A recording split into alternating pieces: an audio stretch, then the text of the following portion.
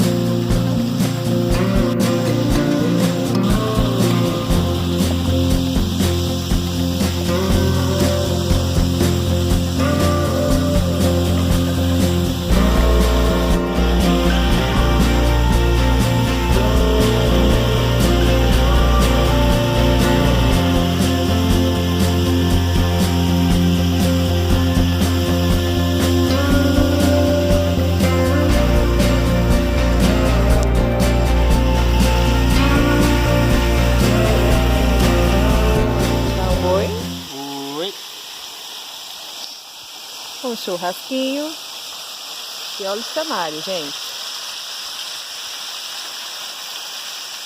Olha aí. Uma piscina só para nós hoje. Você viu? Muito show de bola. Alpinópolis, Minas Gerais.